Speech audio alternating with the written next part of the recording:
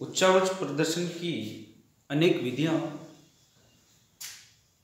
प्रायोगिक भूगोल में वर्णन आता है। उनमें हेस्सूर प्रणाली के विषय में हम अध्ययन कर रहे हैं। उच्चावच निरूपण की जो अनेक विधियां हैं उनमें 3 वर्गों में विभाजित किया जाता है। गणितीय विधियां, जिनको क्वांटिटेटिव टेक्निक्स भी हम लोग कहते हैं, मात्रात्मक विधियां, और दूसरी जो है गुणात्मक विधियां, चित्रमय विधियां, जिनके द्वारा जो है उच्चावच का प्रदर्शन किया जाता है। हेस्सूर प्रणाली के द्वारा जो है उच्चावच प्रदर्शन की सबसे सरल विधि है और इसका जो है उच्चावच के प्रदर्शन में सबसे पहले प्रयोग किया गया। धरातल पर जो पर्वत, पठार, मैदान और अन्य प्रकार के जो उच्चावच दृष्टिगोचर होते हैं उनका जो है हम किसी समतल सतह या मानचित्र में प्रदर्शन करते हैं और उसके प्रदर्शन के लिए जो हमें कुछ विधियों की आवश्यकता होती है। उनमें सबसे पहले ऑस्ट्रियन सैन्य अधिकारी लेहमन ने इस प्रणाली का आविष्कार किया। 18वीं शताब्दी में ऑस्ट्रियन सैन्य अधिकारी लेहमन ने जो है हेस्सूर प्रणाली हमारे सामने रखी। लेहमन के अनुसार उच्चावच प्रदर्शन के लिए लेहमन ने मानचित्र में महीन और पास पास खींची गई खंडित रेखाओं की सहायता से उच्चावच का प्रदर्शन किया। इन महीन और पास पास खींची गई खंडित रेखाओं को लेहमन ने जो है हेस्सूर का नाम दिया।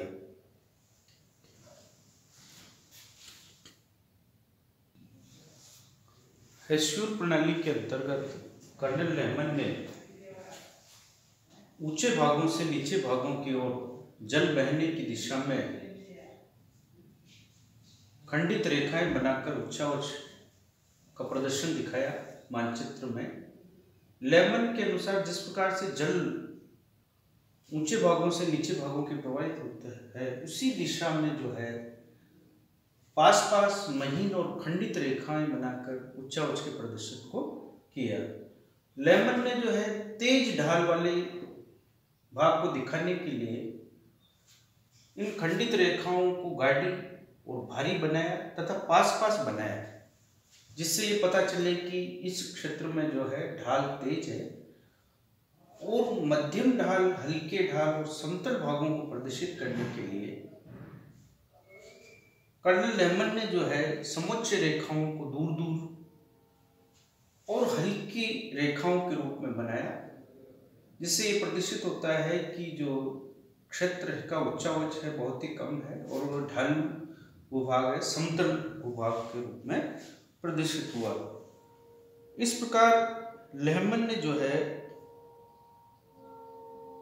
इन खंडित रेखाओं के, 2 रेखाओं के दूरी के आधार पर यदि ढाल अधिक है तो उन रेखाओं के जो है को पास पास बनाया गया, और यदि ढाल कम है या समतल भाग है तो उन रेखाओं को, खंडित रेखाओं को दूर दूर बनाया गया। कर्नल लेहमन ने जो है 45 डिग्री से अधिक ढाल वाले भागों को जो है पूर्णतः काला कर दिया,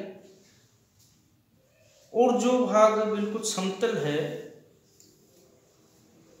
उन भागों को जो है धरातल पर जो समतल भाग है उनमें जो है इन खंडित रेखाओं को जो हेस्सूर रेखाएं कहा गया है, उन हेस्सूर को दूर दूर निर्मित किया गया। हेस्सूर प्रणाली का जो है सबसे पहले उच्चावच प्रदर्शन के लिए उपयोग किया गया, लेकिन उसके बाद में इस प्रणाली को जो है समोच्च रेखीय मानचित्रों में साथ साथ प्रयोग किया जाने लगा, और समोच्च रेखीय मानचित्रों के साथ ही हेस्सूर का जो है निर्माण किया जाने लगा। हेस्सूर प्रणाली के गुण और दोष के विषय में हम चर्चा करते हैं। हेस्सूर प्रणाली सर्वप्रथम धरातल के उच्चावच को प्रदर्शित करने की विधि हमारे सामने आई थी। ये विधि सबसे सरल विधि है और सबसे पहली विधि है जिसने समतल कागज पर बने हुए मानचित्रों में उच्चावच के प्रदर्शन को किया। हेस्चूर विधि के गुण के विषय में हम यदि चर्चा करें, हेस्चूर विधि का सबसे पहला गुण है उच्चावच मानचित्र जो है उसको देखकर साधारण से साधारण व्यक्ति भी धरातल के विषय में जानकारी प्राप्त कर सकता है। हमने पूर्व में बात की कि जिन क्षेत्रों में उच्चावच अधिक है, ढाल अधिक है, उनमें हेस्चूर पास पास बनाई जाती है, भारी और गाढ़ी बनाई जाती है। व्यक्ति ये देखकर पहचान जाता है कि इस क्षेत्र में ढाल अधिक है, क्योंकि हेस्चूर रेखाएं पास पास है और भारी है।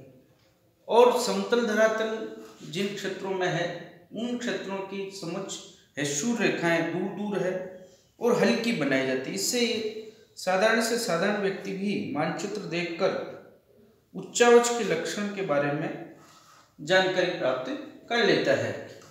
उसे समतल भूभागों और ढाल वाले अधिक ढाल वाले भूभागों में सामान्यतः अंतर करने में कोई परेशानी नहीं होती है।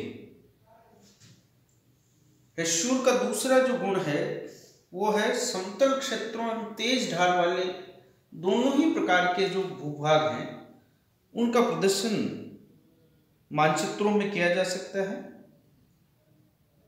तेज ढाल वाले और चट्टानी और पर्वतीय जो भाग हैं उनके उच्चावच को जो है हेस्चूर के द्वारा प्रदर्शित किया जा सकता है। उन भूभागों के लिए हेस्चूर पास पास बनाई जाएगी, उनका गाढ़ापन बढ़ जाएगा, भारी हो जाएगी और 45 डिग्री से अधिक ढाल होने पर उस क्षेत्र को पूरे को काला कर दिया जाएगा। तो तेज ढाल वाले भागों का प्रदर्शन भी संभव। समतल क्षेत्र के उच्चावच को प्रदर्शित करना भी हेस्चूर के द्वारा आसान है। उन क्षेत्रों में समुच्च हेस्चूर रेखाओं को दूर दूर बनाया जाएगा और उनके जो है हल्कापन में रखा जाएगा। तीसरा महत्वपूर्ण जो गुण है इसमें समुच्च रेखी मानचित्र में जो समुच्च रेखाएं बनाई जाती है उनमें अंतराल अधिक होता है और उस अंतराल अधिक होने के कारण से जो छोटे छोटे स्थलाकृतिक लक्षण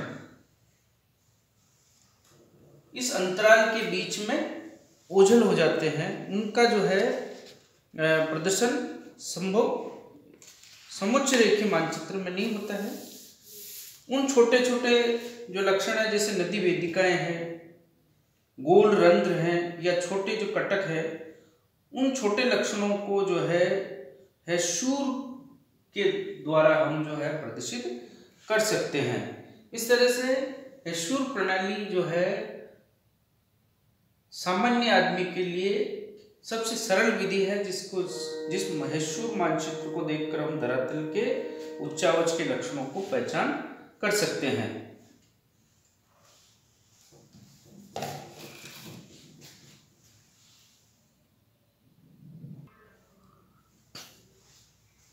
हेस्चूर प्रणाली के गुण के विषय में हमने चर्चा की।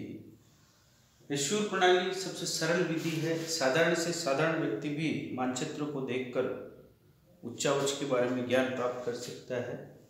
समुच्च रेखी अंतराल वाले समुच्च रेखी मानचित्रों में इस विधि का छोटे स्थलाकृतिक भूभागों के निर्माण में उपयोग किया जा सकता है, के प्रदर्शन में उपयोग किया जाए। इस विधि के कुछ दोष भी हमारे सामने निकल के आए हैं। उनमें सबसे पहला दोष है कि ये विधि जो है मानचित्रों में जो समतल धरातल, पहाड़ी धरातल और उच्चावच को जो प्रदर्शित करती है उसमें समुद्र तल से ऊंचाई का ज्ञान हमें नहीं होता है कि जिस क्षेत्र का हम प्रदर्शन कर रहे हैं वो क्षेत्र समुद्र तल से कितना ऊंचा है। केवल उच्चावच के बारे में जानकारी मिलती है कि कौन सा भाग पर्वतीय क्षेत्र है, कौन सा भाग मैदानी क्षेत्र है, अब वो मैदानी और पर्वतीय जो भूभाग है, समुद्र तल से उसकी ऊंचाई कितनी, ये ज्ञान जो है हेसुर मानचित्र से हमें नहीं मिल पाता है। ढाल की दिशाओं का प्रभाव शैली ढंग से निरूपण होता है, लेकिन वास्तविक ऊंचाई का जो समुद्र तल से है उसके बारे में जानकारी हेसुर प्रणाली से बने मानचित्रों में नहीं होती है। दूसरा जो इसका दोष है कि बड़ी मापनी पर जो बने मानचित्र है उसके लिए ये विधि उपयुक्त है। उनमें जो है तथ्यों का प्रदर्शन आसानी से किया जा सकता है, उच्चावच से संबंधित तथ्यों का। लेकिन छोटी मापनी पर जो बने हुए मानचित्र हैं उनमें उच्चावच का जो प्रदर्शन है वो हेसुर प्रणाली से नहीं किया जा सकता है। प्रदर्शन अत्यंत कठिन है उस छोटी मापनी पर बने मानचित्रों में। उर्मिल और पहाड़ी क्षेत्रों के लिए जो है यह विधि अनुपयुक्त है। मैदानी या कम ढाल वाले भूभागों के लिए हेसुर प्रणाली उपयुक्त है, क्योंकि जिन क्षेत्रों का ढाल 45 डिग्री से अधिक है वहां हेसुर रेखाएं पास पास हो जाएगी और इतनी पास हो जाती है कि वो संपूर्ण क्षेत्र जो है काले धब्बे के रूप में हमारे सामने उभर के आने लगता है, जिससे जो है मानचित्र भद्र की जो सुंदरता भी खत्म हो जाती है और उसमें मानचित्र जो है काला हो जाता है, अस्पष्ट और धूमिल सा दिखाई देने लगता है। समोच्च रेखी मानचित्र में हमने कहा है हेसुर विधि के जो मानचित्र है उसमें हमने देखा है कि हेसुर के निर्माण के लिए मानचित्रकार को पर्याप्त अभ्यास की आवश्यकता होती है, साथ ही उसे भू आकृतियों के विषय में पर्याप्त जानकारी और यथेष्ट ज्ञान होना चाहिए। अनुभवी मानचित्रकार ही हेसुर विधि के द्वारा सही ढंग से जो है उच्चावच का प्रदर्शन कर सकता है, अन्यथा अभ्यास की कमी होने पर जो है हेसुर प्रणाली से उच्चावच मानचित्र का निर्माण बहुत ही कठिन होता है। इस तरह से हम देखते हैं कि गुण और दोष होने के बाद भी ये विधि जो है पहली विधि है जिसके द्वारा सबसे पहले मानचित्रों का प्रदर्शन, मानचित्र में जो है उच्चावच का प्रदर्शन किया गया इस विधि के द्वारा।